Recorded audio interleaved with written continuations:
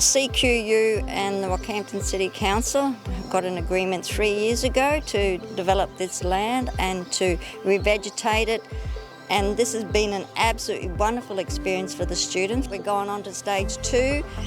When we finish stage 2, we'll go into the creek bed and revegetate that a little bit more, the soil banks, and then we'll go on to stage 3. So we've got a wonderful future here on this site. I do like to thank the Rockhampton City Council because they have supplied us with so many materials and their monthly plans that we do. And the students have learnt so much with soil erosion techniques that they have to learn. They have to learn about the flora and fauna on the site. They have to take notes of what's happening on the site. And because it's so close to the neighbourhood environment, we're creating a wonderful ecosystem for the neighbourhood as well. It's having a love for the land, is having to feel the land when you're on here. If you can feel the land, then you're going to love walking through the forests that are going to come from this side. Oh, listen to that. I joined in with these courses because I love nature, and I particularly love plants. It's so good for your mental health.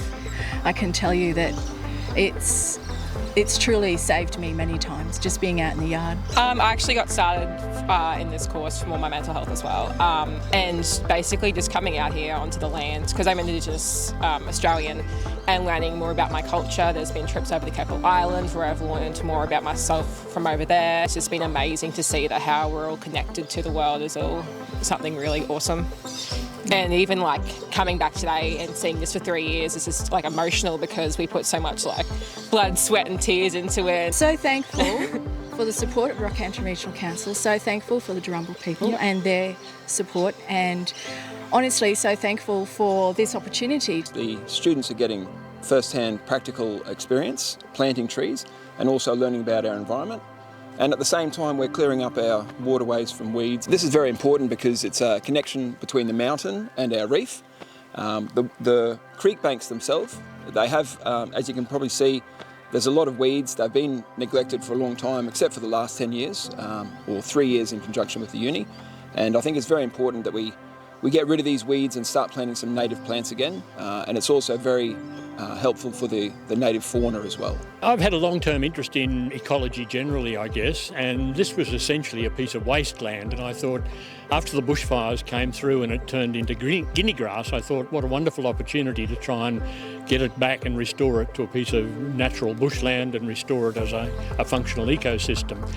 I also have an interest in butterflies, so in the early stages I planted a lot of plants that were hosts for butterflies, and you get quite an increase in population of insects and with them the birds that we just saw up above. If you look around here, you'll notice we've planted a huge diversity of plants, and in a way it's become a teaching resource in itself. The TAFE students have created their own teaching resource, and we've even had plant identification lessons out here because there's just so many different sorts of plants that we've planted, and also it gives the students an opportunity to see everything from a plant going in the ground right up to things where the plants are now maturing and fruiting, birds are coming in and feeding on the fruit and so on. So we've nearly completed the cycle with the project. So my idea was that we'd plant it out with native plants, we'd go for big tree-like things which would create a canopy, shade out the grass, and hopefully